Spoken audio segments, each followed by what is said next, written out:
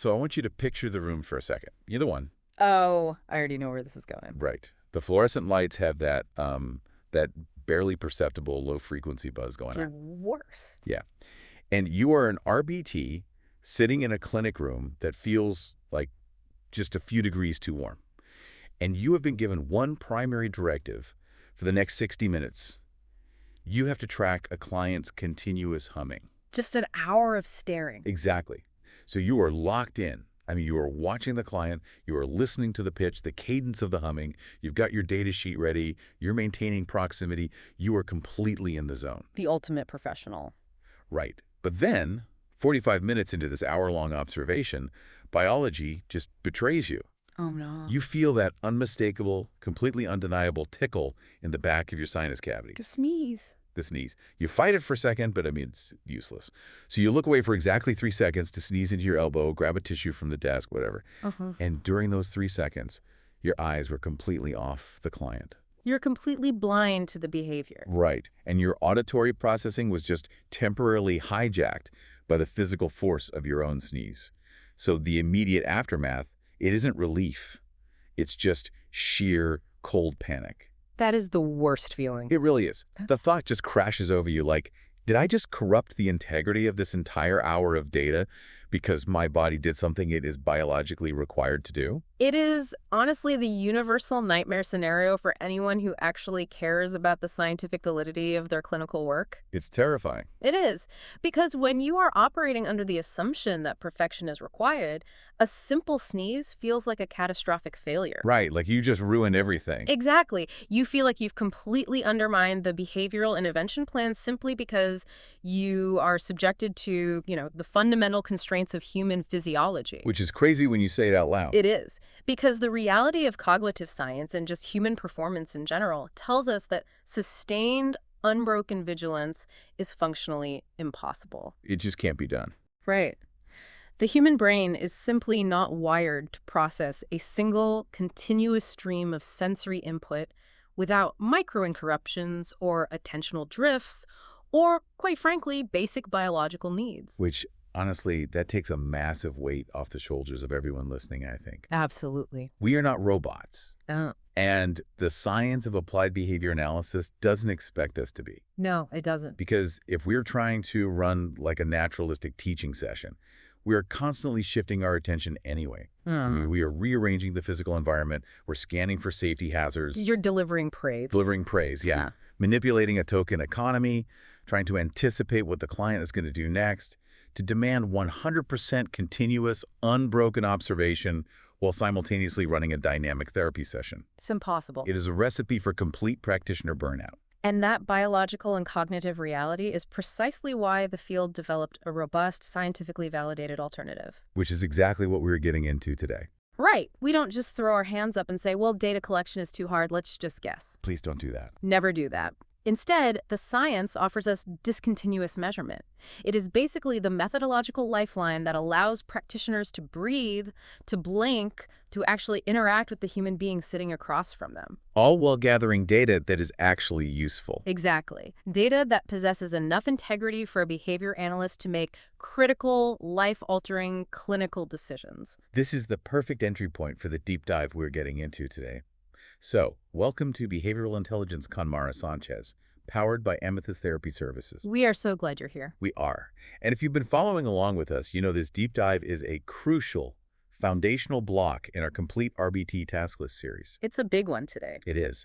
Today we are immersing ourselves in the literature, the Cooper text, the Amethyst BCBA mock exams, the Amethyst RBT study guide, and of course the BACB curriculum guidelines to tackle task A.2, which is implement discontinuous measurement procedures. The heavy hitters. Right. Partial interval, whole interval, and momentary time sampling. And the overarching mission here is clarity through depth. Yes. We aren't just going to recite definitions at you. If you are listening to this, you are likely already in the trenches, or you're preparing to enter them. You don't need a textbook read aloud to you. Exactly. You need to understand the architectural mechanics of these procedures. Like, why do they work the way they do? What are the statistical compromises we make when we use them? Right, because there's always a trade-off. Always. And most importantly, how did these abstract concepts translate into the chaotic, completely unpredictable reality of a clinic floor or a busy classroom. Because we really need to bridge that gap between the pristine theory of the textbook and the messy reality of the field. So, looking at the big picture of behavioral measurement, let's establish why a deep, nuanced mastery of this matters. It's critical. Like, It fundamentally comes down to ecological validity and really the preservation of the therapeutic relationship. oh, I like that phrasing. Because when an RBT is in the field, they are the primary agent of change. Right. If a supervising BCBA designs a measurement system that requires continuous measurement, say, tracking the exact duration in milliseconds of every single vocal stereotypy a client engages in over a 4-hour session. That sounds exhausting. It is. The RBT's entire cognitive load is consumed by a stopwatch. They literally stop being a therapist and become a biological timing device. Wow, yeah, the quality of reinforcement just completely drops. Exactly. The natural flow of play is destroyed. So, discontinuous measurement is the compromise that says we will sample the behavior at specific intervals so that the therapist actually has the cognitive bandwidth to deliver the intervention. It keeps the therapy human. It keeps it human. That is a fascinating trade-off. Because we are actively choosing to gather slightly less granular data in order to preserve the quality of the actual teaching. Right, because bad teaching with perfect data is still bad teaching. Exactly. And from the perspective of the supervising BCBA, if the RBT is just overwhelmed by a data collection system that is way too intense, the data they get back is going to be garbage anyway. 100%. It'll be full of errors or missed occurrences or even unintentional estimations, which we will talk about later. Oh, we definitely will. But by using a feasible sampling method, the RBT can actually implement it with high fidelity. The BCBA gets data they can trust, which is really the only way they can accurately adjust the client's programming. Because if the data is bad, the clinical decisions are bad. It's really that simple. So taking that step further into how this is evaluated, I mean, the BACB understands this critical relationship. I do. That is exactly why this topic is so heavily emphasized on the exam. You can't just memorize flashcards for this one. No, you are expected to move far beyond rote memorization. You have to be able to look at a complex, multifaceted clinical scenario and instantly recognize the inherent statistical bias of the measurement system being used. The bias is key. Right. If you don't understand how the measurement tool is actively distorting the picture of reality, you don't truly understand the data you are collecting. The word distorting is exactly what I want to zero in on here, because when we look at the official literature, specifically the Cooper text, the formal definition of discontinuous measurement is, wait, let me pull it up. Yeah, read the exact wording. Okay, here it is. Measurement conducted in a manner such that some instances of the response class of interest may not be detected. There it is. When I read that, the phrase may not be detected just jumps off the page. Because in any other hard science, acknowledging that your measurement tool intentionally misses things, that sounds like malpractice. Right, sounds terrible. But in behavior analysis, it's a built-in feature. It is a calculated, highly strategic feature. And this brings us to one of the most profound concepts in the Cooper text, which is the concept of the measurement artifact. I have spent so much time thinking about this concept since reviewing the Amethyst materials. It's a great concept. It is. Because in fields like, say, quantum physics or astronomy, an artifact is a distortion. It's an anomaly introduced by the equipment itself. So if a telescope has a scratch on the lens, the resulting photograph shows a star that doesn't exist. Right. That's an artifact. So how exactly does that translate to behavioral data? The parallel is incredibly accurate, actually. In behavior analysis, an artifact is an outcome or a piece of data that appears to exist simply because of the way it was measured. Not because of reality. Exactly, rather than being an entirely true representation of the behavior in the natural environment. So when an RBT uses discontinuous measurement, even if their execution is flawless. Like they are staring without blinking. Right. Even if their attention is unbroken and their timer is synchronized to the atomic clock, the resulting data on the graph is going to look a certain way solely because it was sampled, not continuously recorded. Wow. The system itself generates an artifact that systematically overestimates or underestimates the true occurrence of the behavior. Okay, let me throw out a scenario to really visualize the math behind this artifact, because I think this is where the theory gets very real. Let's hear it. Let's say we are observing a client for a total of 10 minutes. And just to make the math easy for us, we break that 10 minutes down into 60 intervals that are each 10 seconds long. Okay, 10-second intervals, got it. The target behavior is throat clearing. Now imagine the client clears their throat for exactly 1 second right at the beginning of each of those 60 intervals. Okay. So the actual continuous reality is that the behavior occurred for a total of 60 seconds. 1 minute out of the 10. Right. Actual duration is 1 minute. But if the BCBA has me using partial interval recording, I'm marking a yes for every single one of those 10-second blocks, aren't I? You absolutely are, because the strict rule of partial interval recording dictates that if the behavior occurs at any point during the interval, no matter how briefly, the entire interval is scored as an occurrence. Wow. So my datasheet shows 60 intervals marked yes. Every single box is checked. And when the BCBA graphs that, the data says the behavior occurred in 100% of the intervals. The visual representation screams that this behavior is happening constantly, like it's dominating the entire 10-minute session. But reality tells us it only happened for 1 minute. The measurement tool just took a 1-minute reality and mathematically transformed it into a 10-minute crisis on the graph. That is a massive artifact. It really is. An overestimate of 900%.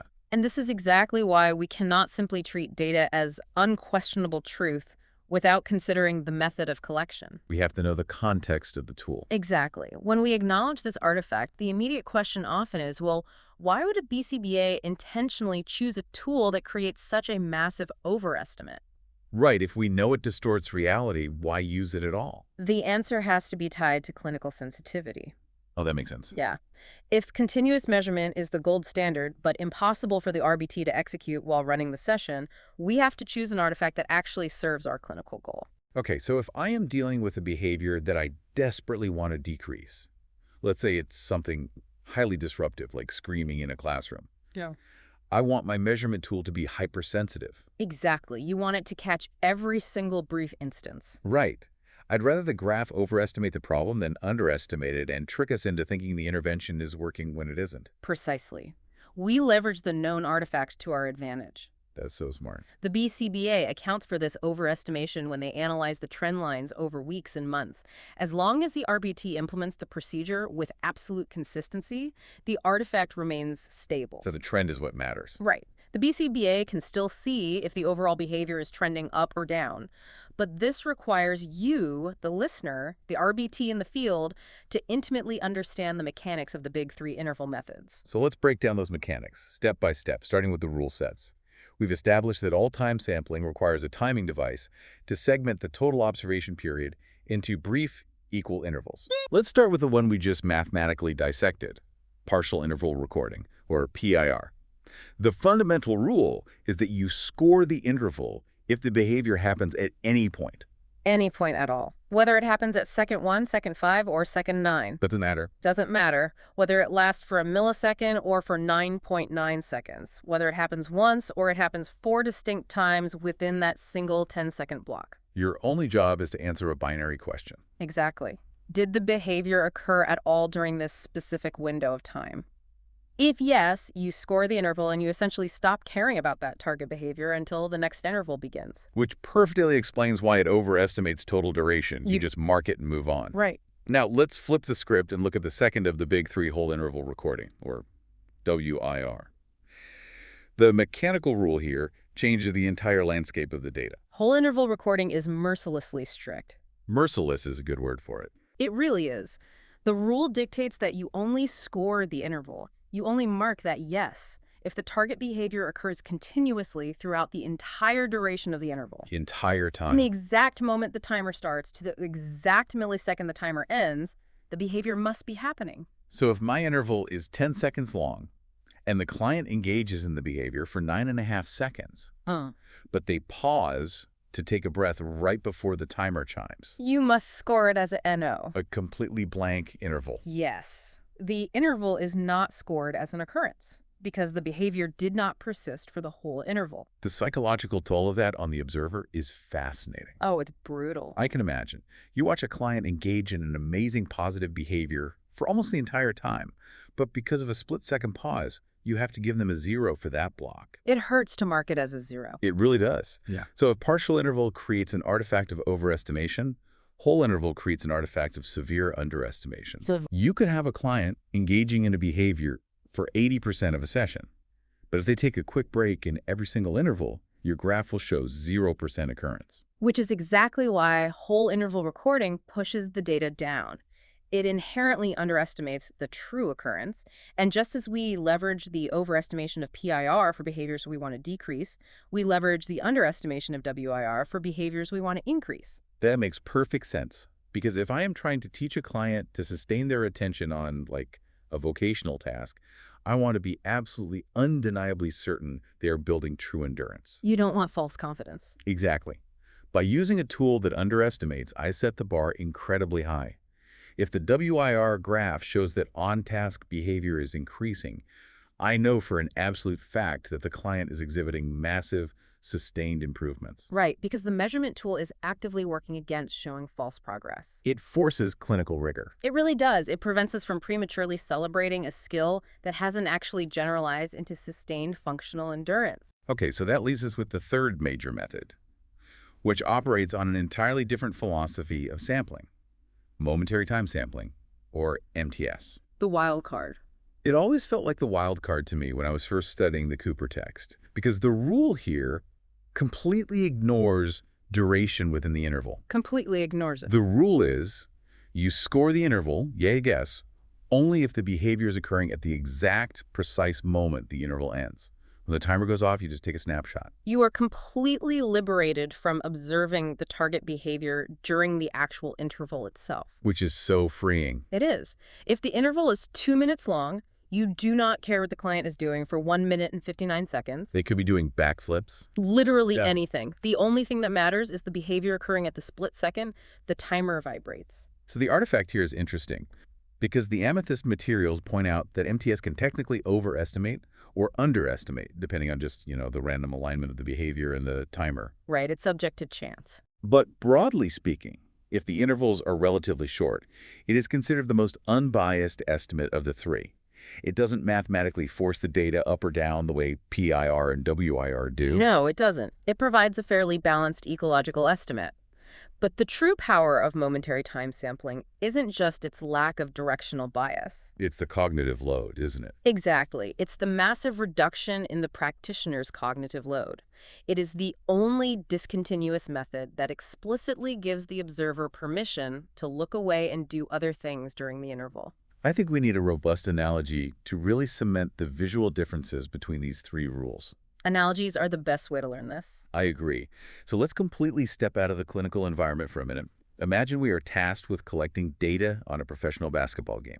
Okay, I'm with you. We are sitting in the stands, and we decide our observation period is going to be divided into 5-minute intervals. This is an excellent framework, actually, because sports inherently have very clear, distinct behaviors that start and stop rapidly, as well as behaviors that require sustained duration.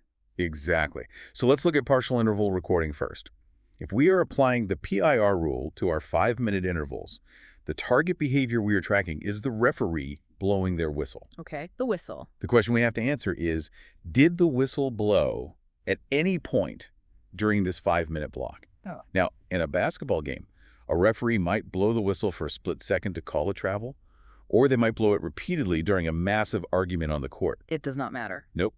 If we hear even a millisecond of a whistle in that 5 minutes, the entire interval gets marked as a yes. And when you look at the final data sheet at the end of the game, it's going to look like the referees were blowing their whistles constantly nonstop for the entire game. Just a solid wall of whistles. Right. The artifact heavily overestimates the total duration of whistleblowing because one short chirp claims the whole 5 minutes. Right. Now, let's apply whole interval recording. For this, we need a behavior that implies endurance. So the target behavior is the basketball actively in play? Okay. Is the game clock actually ticking? And are the players actively moving the ball? The rule dictates that the ball must be in continuous play for the entire 300 seconds of that 5-minute interval. Which in basketball is incredibly rare. Super rare. I mean, there are fouls, out-of-bounds plays, timeouts, free throws. Exactly.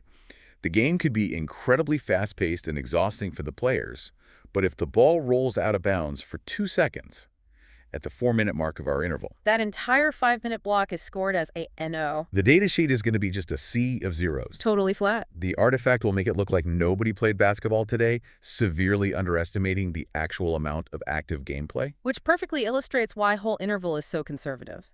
And finally, let's apply momentary time sampling to the game. This is my favorite one.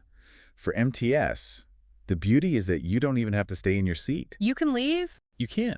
You leave the arena and go to the concession stand. Yeah. You set a timer on your phone for 5 minutes. Yeah. You're completely ignoring the game. Yeah. You are buying popcorn. The dream data collection. Right. But when the timer rings, you turn your head, you look at the nearest TV monitor in the concourse, and you take one instant snapshot. Yeah. Is the ball physically in the air at this exact second? Just that millisecond. Yeah. If a player is mid-shot or mid-pass, a yes. If a player is just holding it, or if it's a commercial break, it's an NO, then you just go right back to buying your popcorn for another 5 minutes. That captures the mechanics flawlessly. You are sampling the reality of the game at fixed points in time, completely untethered from continuous observation. So we have the theory, the math, and the analogy. Let's bring this back into the clinical reality. The real world. Yeah. I want to build a comprehensive case study to see how a BCBA would strategically deploy these different methods for the same client as their needs evolve over time. Let's do it. Let's imagine a client named Leo. Leo is 4 years old, receiving early intervention services in a dynamic, busy clinic setting. A prime environment for needing feasible measurement systems. What is Leo's first clinical target? The first major goal for Leo is increasing cooperative play with peers. He tends to play parallel to other kids, but struggles to actually engage with them. Very common. The BCBA designs a program to measure his cooperative play. Because the clinical goal is to increase a sustained skill, the BCBA selects whole interval recording. The intervals are set at 30 seconds. This is a highly strategic choice. Because it's so strict. Exactly. When you are teaching a child to interact, a 2-second interaction where they just hand a toy to a peer and run away is a great start, but it isn't true cooperative play. Right, it's not endurance. By using WIR, the BCBA is telling the RBT, I only want you to score this as a success if Leo sustains the interaction for the entire 30 seconds. It prevents the data from lying to the clinical team. Pres- If we used partial interval, every time Leo briefly bumped into a kid and exchanged a word, the interval would be marked yes. And the graph would shoot up. The team would celebrate, and they might fade support way too early, thinking Leo has mastered cooperative play when he hasn't. Whole interval forces the team to stay in the trenches until Leo can truly sustain the behavior. The underestimate protects the integrity of the intervention. It is a safeguard against premature mastery. But Leo is a complex human being, and he has other behaviors that need support. What happens when a behavior targeted for reduction emerges? Okay, let's say Leo develops a high-rate vocal stereotypy, a loud, disruptive shriek that happens rapidly and unpredictably. Okay, we've all been there. Right. It's happening so often that trying to take continuous frequency data is just impossible. Every time the RBT looks down to tally a shriek, Leo shrieks 3 more times. They are losing their mind trying to keep count. This is the classic presentation for partial interval reporting. Because the frequency is too high. Yes, the behavior happens at too high a frequency to count distinct responses, and the clinical goal is reduction. So the BCBA switches the measurement for the shrieking program to PIR with 1-minute intervals. A smart move. Now, the RBT's life is infinitely easier. If Leo shrieks in the first 5 seconds of the minute, the RBT marks a yes on their tablet, and for the next 55 seconds, they don't have to worry about tracking shrieks at all. They get their brain back. Exactly. They can focus entirely on redirecting Leo, implementing the behavior intervention plan, and delivering reinforcement for incompatible behaviors. And from the BCBA's analytical perspective, because PIR inherently overestimates, it acts like a highly sensitive alarm system. Right. If it's there, you'll see it. If the screaming is happening at all, the graph will show it. As the intervention takes hold and Leo learns functional communication, those 1-minute intervals will slowly start to open up. The RBT will finally be able to mark NO. Which is a great feeling. It is.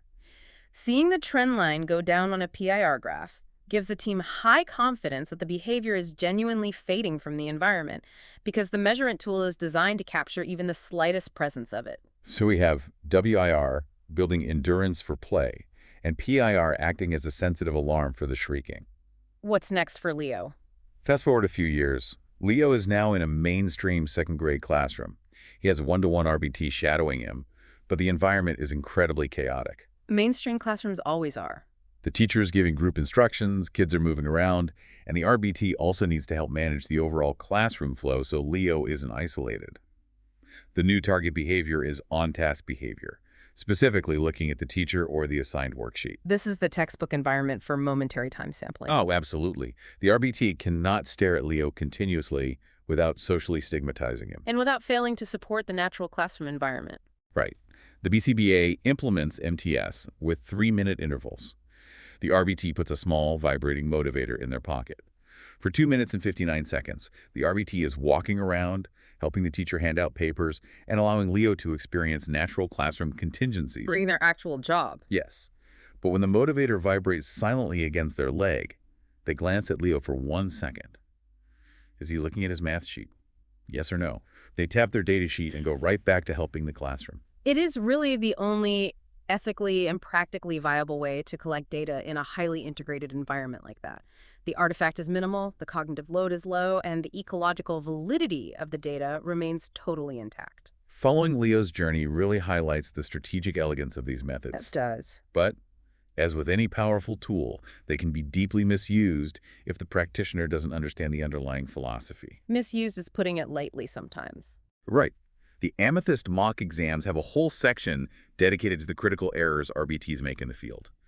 I want to spend some serious time unpacking the dangerous behavior mistake, because this isn't just about bad data, it's about client safety.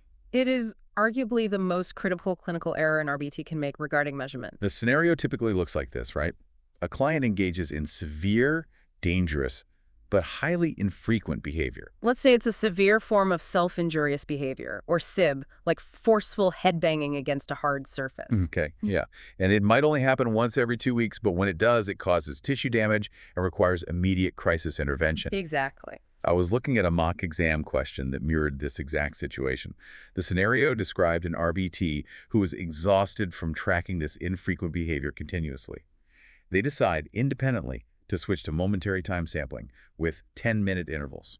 Independent clinical decisions are always a red flag. Huge red flag. They're thinking, I'll just check in every 10 minutes, and that will give us a good enough estimate of how often it's happening while freeing me up to run other programs.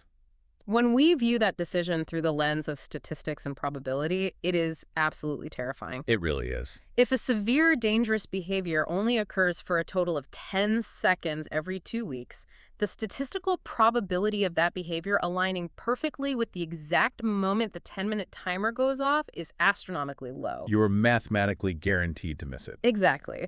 The RBT will experience the crisis, they'll manage the headbanging, but because it didn't happen exactly when the timer went off, their data sheet will reflect a 0 for that day. Oh, yeah. So when the BCBA reviews the graph at the end of the month, they see a flat line of zeros. The data dictates that the behavior is extinguished. Even though it just happened. Even though it happened. They might fade out the safety protocols or discontinue the intervention entirely, leaving the client completely unprotected against a behavior that is still very much present and incredibly dangerous. It's a chilling realization. Discontinuous measurement, any sampling method, must never be used for dangerous, clinically critical behaviors that occur infrequently. Never. The trade-off is just not worth it. Yeah. You cannot trade perfect accuracy for convenience when physical safety is on the line. For these behaviors, you are locked into continuous measurement. Every single instance must be captured, counted, and analyzed. That is a non-negotiable standard in behavior analysis. Another common, though maybe less dangerous, mistake is what the sources refer to as the timer watching trap. I have seen this firsthand in clinics, and honestly, I've probably been guilty of it myself when I first started. I all have. You get so anxious about missing the exact start or end of an interval that you detach from the therapy. You are holding your phone, staring at the stopwatch app, just watching the milliseconds tick by. You look like a track and field coach, not a therapist. Yes, exactly. The irony is profound here. The entire purpose of discontinuous measurement is to free up your cognitive load so you can interact naturally with the client. But by hyperfixating on the timer, You consume all that freed up bandwidth with anxiety over the device.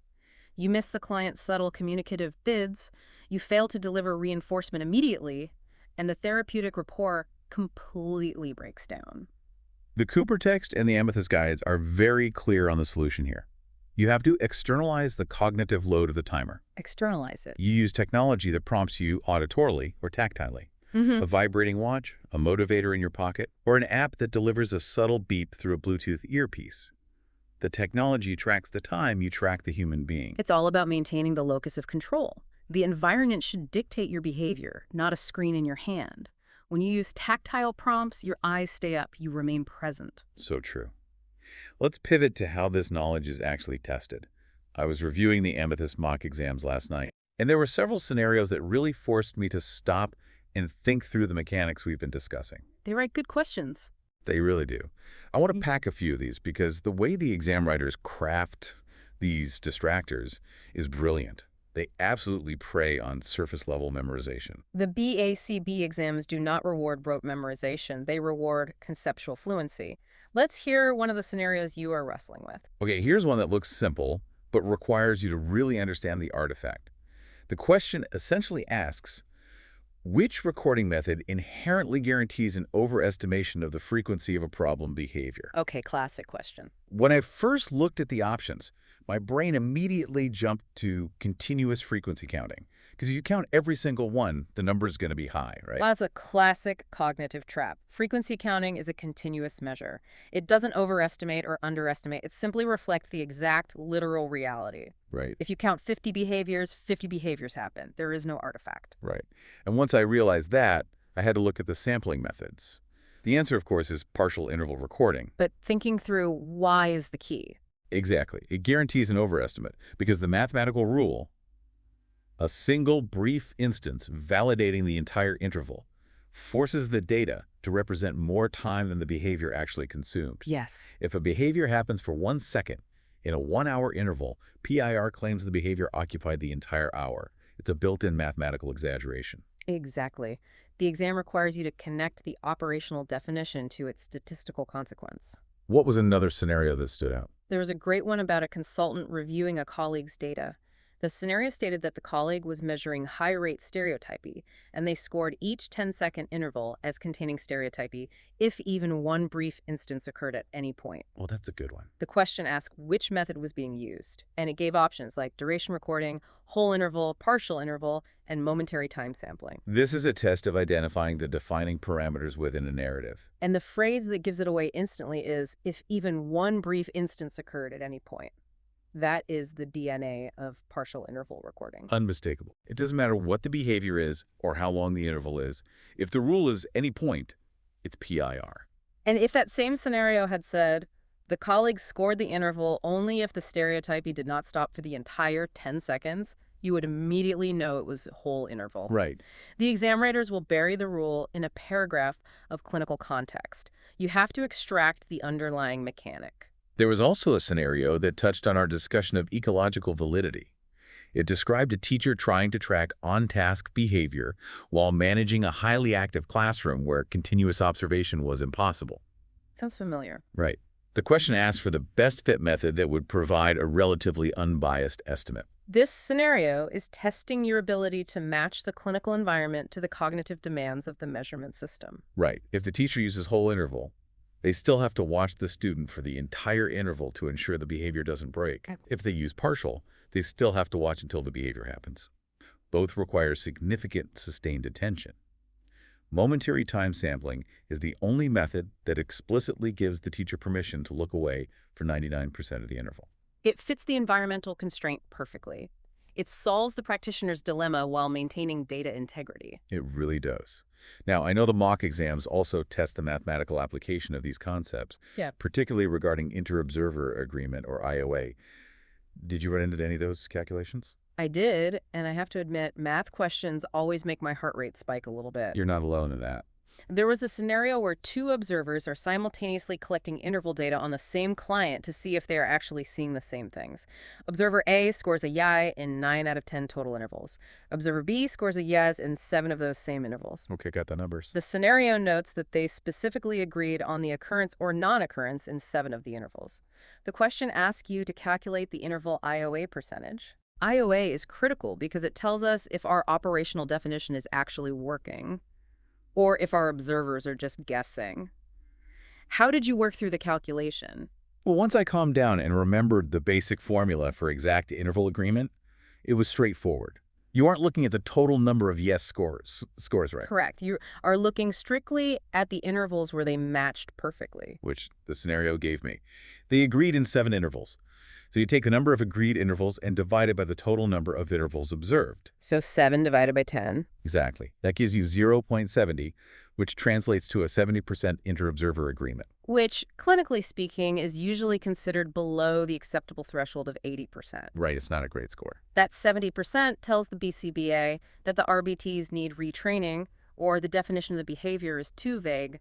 The math drives the supervisory decision. This deep dive into the mechanics and the math naturally leads us into a territory we have to address with absolute seriousness.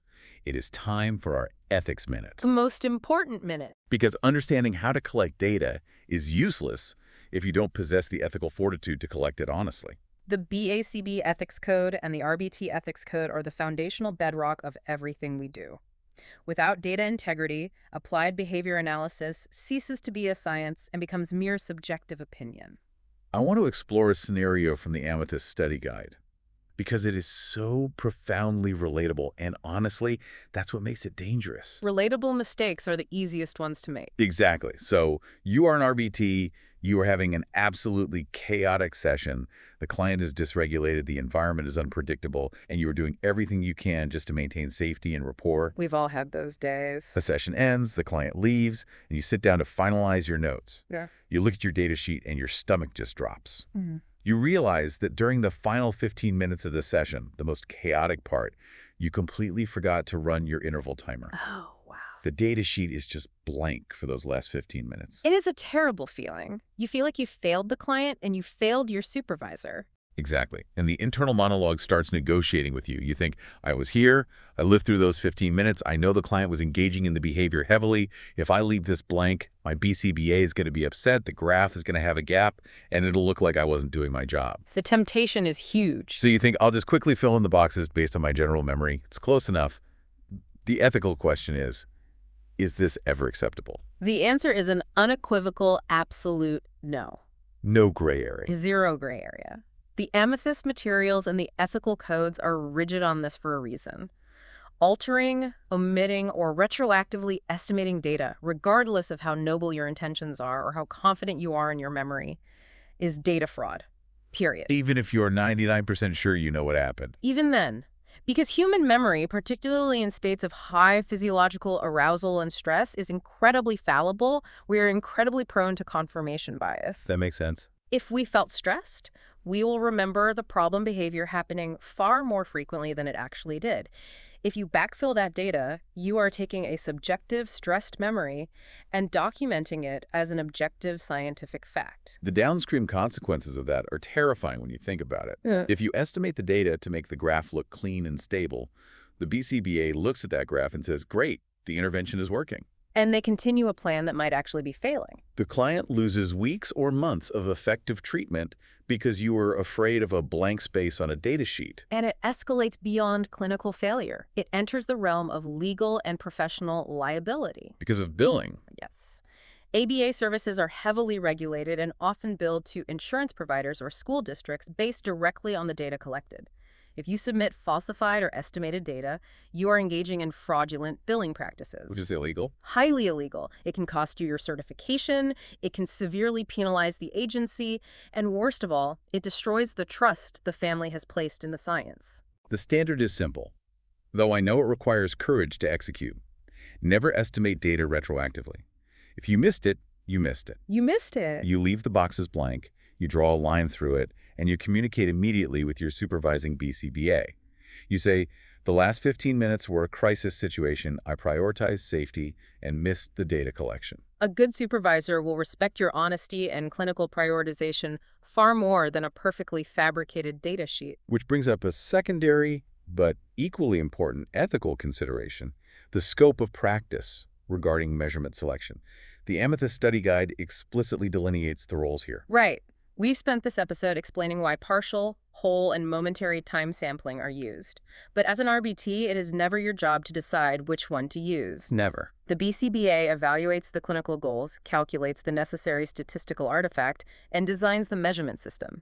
The RBT scope of practice is the strict, high-fidelity implementation of that design system.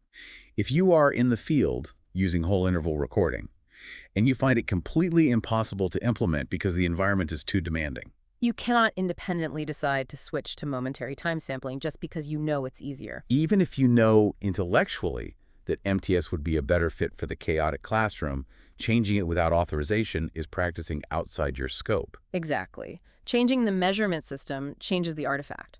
If the BCBA doesn't know you changed the system, they will interpret the data incorrectly. Right. Your ethical obligation is communication. You go to your supervisor, explain the barriers to implementation, provide your environmental observations, and let the BCBA make the clinical decision to alter the programming. This transitions perfectly into understanding the dynamic between the RBT and the supervisor. When a BCBA comes out to the field to conduct an observation, what exactly are they looking for regarding discontinuous measurement? They aren't just looking to see if you can recite the Cooper text definition. I would hope not. Not at all. The BCBA is evaluating your behavioral fluency. They are looking to see if the measurement system has become a seamless, integrated part of your clinical repertoire. Excellent implementation looks effortless, even when it isn't. What does that look like specifically, like visibly? Visibly, the BCBA will see the RBT using appropriate external technology, that tactile or auditory timer we discussed. Because the technology is managing the intervals, the RBT's posture is open. They aren't huddled over a clipboard. Exactly. Their eyes are up, tracking the client and scanning the environment. When the timer prompts them, they don't freeze or panic. They make an instantaneous clinical judgment based on the specific rule for that interval type, they mark the data discreetly, and they immediately return to delivering instruction or reinforcement. The data collection does not interrupt the rhythm of the therapy. It shouldn't. It's like watching a skilled musician read sheet music while playing the reading doesn't stop the song. I love that. So conversely, what are the red flags? What does poor implementation look like to a supervisor? Poor implementation is highly disruptive to the therapeutic environment. The RBT is usually hunched over a clipboard or staring intensely at a stopwatch. The track coach again? Yes. They are physically present but cognitively absent. They miss the client's attempts to initiate play. They deliver reinforcement late because they were busy bubbling in a data sheet. Or, as we discussed in the Ethics Minute, the most glaring red flag is an RBT who doesn't interact with their datasheet for an hour and then feverishly tries to fill out 60 interval boxes from memory as the session ends. That will stop an observation in its tracks. It's so clear that mastering these procedures is really about mastering your own behavior in the clinical space. It really is. Now, we are coming down the home stretch of this deep dive. We've covered the philosophy, the math, the analogies, and the ethics. We need to leave you, the listener, with a cognitive anchor, a way to instantly recall the specific biases of the big three when you were sitting in the testing center just staring at a convoluted scenario question. You need a mental shortcut. Exactly. We have a memory hack for you. This is a critical heuristic. We call it the PWM method. It is a spatial visualization tool to remember the directional bias, the artifact, of each discontinuous measurement type. I love this one because it relies on simple directional association. Let's unpack it. The first letter is P for partial interval. P pushes the data UP. Pushes it up. It inherently overestimates the occurrence of behavior. If you see partial, think UP. Got it. The second letter is W for whole interval. W whittles the data down in. It is strict, it is conservative, and it inherently underestimates the behavior. If you see whole, think down. W whittles down. Okay. The final letter is M for momentary time sampling. M is in the middle. It looks at the exact moment, making it a generally unbiased middle ground, and it is highly feasible for busy practitioners caught in the middle of chaos. P pushes UP. W whittles down. M is in the middle. PWM. PWM. When you sit down for the exam, write P up, W down, M middle on your scratch paper immediately. When you get a question about a BCBA wanting a conservative measure to increase a skill, you know they want the data pushed down to ensure true mastery. So you look at your whiteboard. You see W down, and you immediately know the answer is whole interval. It acts as a cognitive shortcut, allowing you to bypass the panic and access the conceptual knowledge you've built. All right, let's consolidate all of this massive information into our rapid review. Let's distill this deep dive into the 5 absolute, non-negotiable takeaways you need to carry forward. Let's do it. Number 1, discontinuous measurement is a sampling method. Because you are not watching continuously, the system inherently creates a measurement artifact, a predictable statistical distortion of reality that the BCBA accounts for. Number 2, partial interval recording requires the behavior to happen at any time during the interval. Because of this loose rule, it inherently pushes the data UP and overestimates the behavior. Number 3, whole interval recording is merciless. It requires the behavior to persist for the entire interval. Because of this strict rule, it inherently whittles the data down and underestimates the behavior. Number 4, momentary time sampling ignores the duration entirely and looks only at the exact moment the interval ends. It is the middle ground that preserves the RBT's cognitive load. And number 5, ethical integrity is paramount. Never guess, estimate, or backfill your data. If you missed an interval due to clinical necessity, leave it blank, maintain the integrity of the science, and communicate with your supervisor. That is the definitive synthesis right there. But knowledge without application is just trivia. We want you to build the behavioral fluency before you are tested on it, either by the BACB or by a chaotic clinic environment. So here is your call to action for this episode. Practice time. Yes. Tonight, when you sit down to watch a TV show or a movie, I want you to become the observer. Grab your phone or a tactile timer, set it to vibrate every 1 minute. Choose a target behavior, something like the main character speaking or the camera angle changing. And try to take whole interval data on that behavior. Yes, I guarantee you will experience the psychological weight of that rule.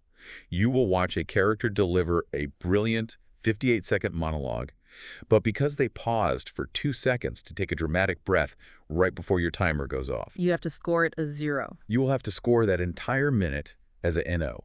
You will physically feel how whole interval recording whittles the data down and underestimates reality. It is a profound, risk-free way to experience the measurement artifact firsthand. We want to thank you for dedicating your time to this deep dive for behavioral intelligence con Mara Sanchez. Please go review your Amethyst task list, run through your flashcards, and continue to build your conceptual fluency. We appreciate your dedication not just to passing a test, but to the ethical, accurate application of behavioral science. The rigor you apply to your studying translates directly to the quality of care your clients receive. It matters deeply. I want to leave you with a final, broader thought to mull over as you go about your day. We've spent this entire time analyzing how discontinuous measurement in a clinic is just a sample of reality, a sample that mathematically creates an artifact, a slightly distorted picture of the truth. It does make you think. It makes you wonder, how many judgments, opinions, and massive decisions in our own daily lives are we making based on discontinuous measurement? When you judge a friend, a partner, or a complex situation, are you taking the time to look at the continuous whole interval of their life? Or are you just taking a momentary snapshot, a tiny sample of a bad day, and letting that artifact dictate your entire reality?